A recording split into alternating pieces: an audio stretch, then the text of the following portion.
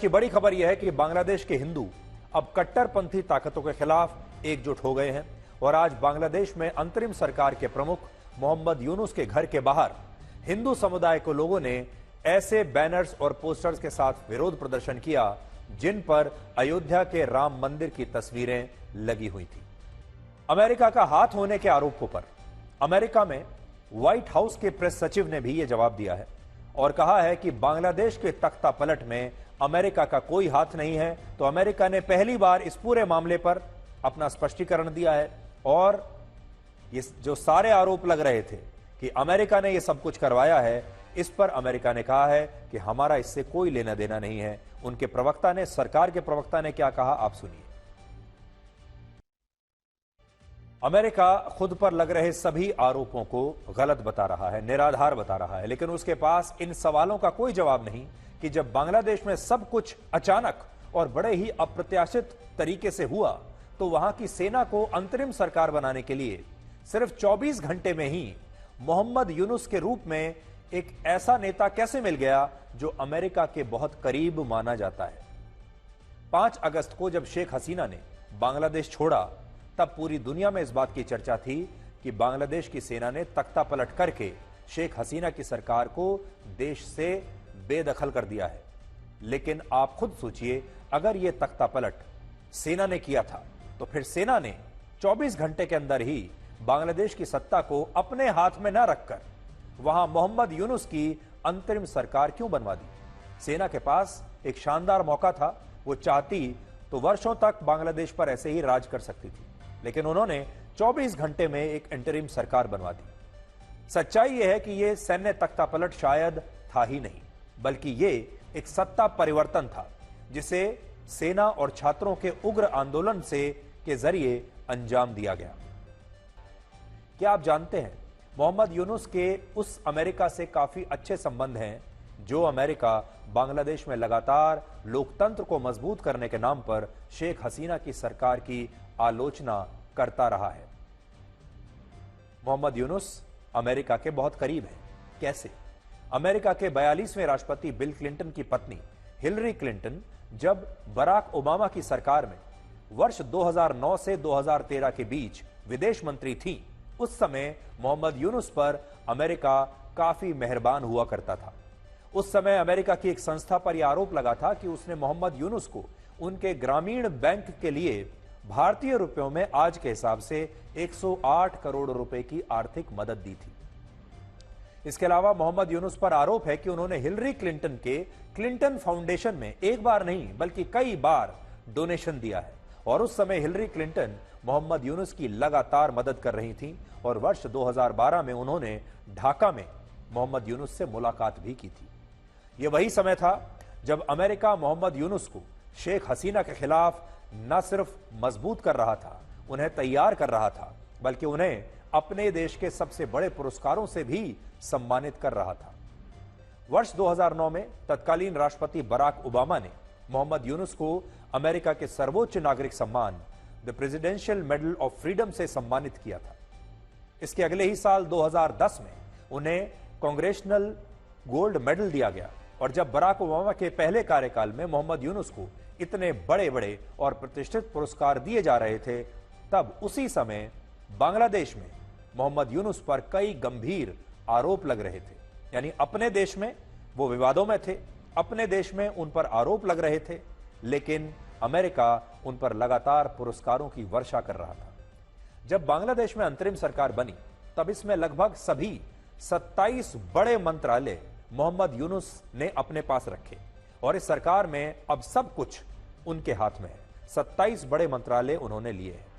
सोचिए ये कौन सा मजबूत लोकतंत्र है जिसमें लगभग सभी बड़े मंत्रालय सिर्फ एक नेता के पास रहते हैं और वो नेता भी कोई और नहीं बल्कि स्वयं मोहम्मद यूनुस हैं, जिनके अमेरिका के साथ बड़े अच्छे रिश्ते माने जाते हैं। एक और बात यहां पर विरोधाभास ये भी है कि जब अमेरिका के राष्ट्रपति चुनावों में 81 वर्ष के जो बाइडेन को अपनी ज्यादा उम्र के कारण राष्ट्रपति पद की उम्मीदवारी से पीछे हटना पड़ा, ऐसे में बांग्लादेश में 84 वर्ष के मोहम्मद यूनुस को अंतरिम सरकार का प्रमुख बनाया गया है और अमेरिका खुद इसका समर्थन पीछे से इनडायरेक्टली कर रहा है। तो हम अपने दर्शकों के कहने पर चलते हैं। हमारे दर्शक हमसे क्या चाहते हैं, हमारे दर्शक किन किन मुद्दों पर अपनी शिकायतें भेज रहे हैं, हमारे दर्शकों का जीवन हम सरल कैसे कर सकते हैं, उनकी समस्याओं का समाधान कैसे कर सकते हैं, हमारी कोशिश वो रहती है।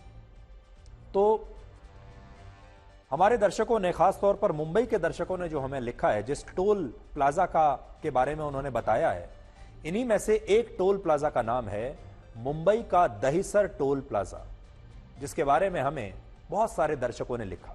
और मैं आपको आगे बढ़ने से पहले पढ़कर बताना चाहता हूं कि मुंबई के लोगों ने हमें इस टोल प्लाजा के बारे में क्या जानकारी दी है।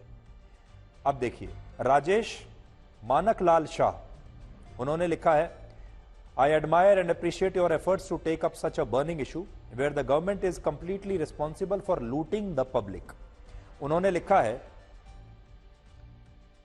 On the name of entry to Mumbai, Thane, Navi Mumbai, there are multiple toll taxes and all are to be paid. और उन्होंने ऐसे तमाम टोल प्लाजाज का नाम लिखा है जहां पर उन्हें पैसा देना पड़ता है मुंबई, थाने या नवी मुंबई में प्रवेश करने के लिए।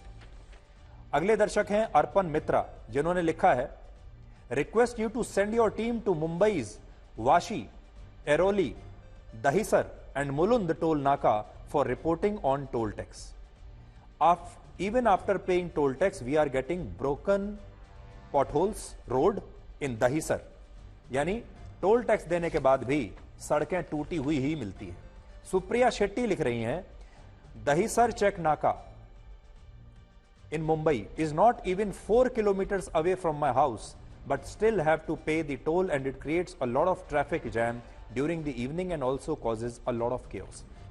जब आप इन तस्वीरों को देखेंगे तो आपको पता चलेगा कि जब टोल प्लाजा आते हैं तो मुंबई को भी रुकना पड़ता है और मुंबई इनके कारण जैम में फंस जाती है। वर्ष 2002 में मुंबई में एंट्री और एग्जिट के लिए कुल 5 टोल प्लाजा लगाए गए थे। 5 टोल प्लाजा 2002 में लगाए गए थे मुंबई में एंट्री और एग्जिट के लिए, जिनमें दहीसर टोल प्लाजा और एरोली टोल प्लाजा प्रमुख है। पिछले 22 वर्षों से, इस पर ध्यान दीजिएगा, 22 वर्षों से 22 ईयर्स मुंबई के लोग इन दोनों टोल प्लाजा पर महाराष्ट्र सरकार को टोल टैक्स देते आ रहे हैं। और सरकार ने अब भी यह स्पष्ट नहीं किया है कि लोगों को और कितने वर्ष यहां पर टोल टैक्स देना होगा। 22 साल में तो पीढ़ियां बदल जाती हैं। पिछली पीढ़ी दे रही थी, अब यह पीढ़ी दे रही है, अब इनकी अगली पीढ़ी भी यहां टोल टैक्स देती रहेगी। इससे भी बड़ी बात यह कि महाराष्ट्र सरकार ने पिछले कुछ वर्षों में टोल टैक्स की दरों को बढ़ा दिया है, लेकिन जो लोग इन सड़कों पर चलने के लिए ये टोल टैक्स दे रहे हैं, उन्हें बदले में कितनी बुरी सड़कें, टूटी फूटी सड़कें मिल रही हैं और ये गड्ढे कैसे मुफ्त में मिल रहे हैं, ये आज आप देख सकते हैं। यहां एक और बड़ा मुद्दा यह है कि मुंबई के एंट्री पॉइंट्स पर इन टोल प्लाजा को बनाने का प्रस्ताव 30 साल पहले आया था और तब से मुंबई का बहुत विस्तार हो चुका है। और अब ये एंट्री पॉइंट्स वास्तव में एंट्री पॉइंट्स हैं ही नहीं, क्योंकि ये मुंबई शहर के भी बहुत अंदर आ चुके हैं। मुंबई शहर इन एंट्री पॉइंट से बहुत आगे, कई किलोमीटर आगे निकल चुका है, क्योंकि उसका विस्तार हो चुका है। मॉनसून सत्र के दौरान टोल टैक्स का मुद्दा इस बार संसद में भी उठा था और राज्यसभा में कांग्रेस पार्टी के सांसद विवेक तनखा ने इस पर राज्यसभा में सवाल पूछा कि देश में कई टोल प्लाजा अपनी लागत और मुनाफा निकालने के बाद भी अनिश्चित काल के लिए क्यों टोल ले रहे हैं और ये जनता के साथ एक प्रकार का धोखा है। और इसका जवाब केंद्रीय मंत्री राव इंद्रजीत सिंह ने दिया था। पहले आप सुनिए कि संसद में जब यह मुद्दा उठा तो कैसे उठा और सरकार ने क्या जवाब दिया। लेकिन आज की समस्या यह है कि जो आम जनता है वो भी सारी जानकारी असल में कहां से लाएगी। उन्हें ये कैसे पता चलेगा कि जिस टोल प्लाजा पर वो लगातार टोल दे रहे हैं जिस सड़क के लिए, उसकी कितनी लागत थी, उस लागत में से कितना पैसा वो वसूल चुके हैं, कितना प्रॉफिट उसमें से बना चुके हैं और अब ये टोल कितने वर्षों तक और लिया जाएगा, ये सारी जानकारी हमारी जनता के लिए उपलब्ध नहीं है। जनता भी कहां से लाएगी ये जानकारी। इसलिए हमने ये सोचा कि जितनी भी सड़कों के बारे में आपने हमें लिखा है, उन सड़कों के बारे में हमने अब आरटीआई दायर कर दिया और हम आरटीआई दायर करके अलग अलग राज्य सरकारों से और विभागों से ये जानकारी मांग रहे हैं कि आप हमें इन टोल रोड्स के बारे में, टोल प्लाजा के बारे में सही जानकारी दीजिए।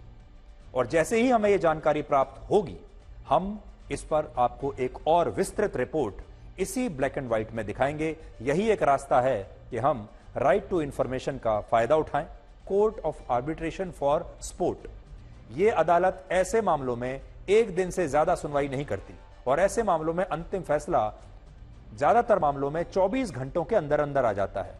लेकिन विनेश फोगाट के मामले में इस अदालत ने एक दिन नहीं बल्कि 3 दिन तक सुनवाई की और इस सुनवाई में विनेश फोगाट की तरफ से 4 बड़ी दलीलें देते हुए कहा गया कि उन्हें ओलंपिक खेलों का जॉइंट सिल्वर मेडल मिलना ही चाहिए। तो बड़ी बात देखिए क्या है, यह अदालत आमतौर पर बड़े से बड़े जो केस आते हैं एक दिन की सुनवाई करती है, 24 घंटे में फैसला सुना देती है। इस बार 3 दिन की सुनवाई हुई और यह फैसला भी जरूरत से ज्यादा समय ले रहा है और अब यह फैसला आएगा 16 अगस्त को। जो दलील दी गई विनेश फोगाट की तरफ से, उसमें पहली दलील ये कि विनेश फोगाट ने जब पहले दिन अपने 3 बाउट खेले, यानी 3 मैच खेले, तब उनका वजन 50 किलोग्राम से कम था और वो सारे नियमों का पालन करते हुए फाइनल में पहुंची थी, जहां सिल्वर मेडल उन्होंने पक्का कर लिया था। लेकिन दूसरे दिन 100 ग्राम वजन ज्यादा होने की वजह से उन्हें अयोग्य ठहराकर खेलों से बाहर कर दिया गया। और हम बस इतना जानना चाहते हैं कि आज के फैसले को वो किस तरीके से देखती हैं, किस तरीके से देखते हैं। एक तो मैं एक क्लैरिफिकेशन देना चाहता हूं कि मैं विनेश फोगाट जी का लॉयर नहीं हूं, मैं इंडियन ओलंपिक एसोसिएशन का लॉयर हूं। हम लोग सपोर्टिंग ब्रीफ में ही हैं विनेश फोगाट जी के, बट मैं विनेश फोगाट जी का लॉयर नहीं हूं। आज के जो डिले हो गया ऐसे किस तरह से? तो डिले तो टाइम कैस ने एक्सटेंशन मांग लिया है 16 तारीख तक का, 9:30 बजे इंडिया टाइम तक। अब क्या रीजन है इसका जी बिल्कुल हम लोग को पता नहीं है, बट ये सिर्फ आर्बिट्रेटर को पता होगा एंड हम उनका माइंड नहीं रीड कर सकते।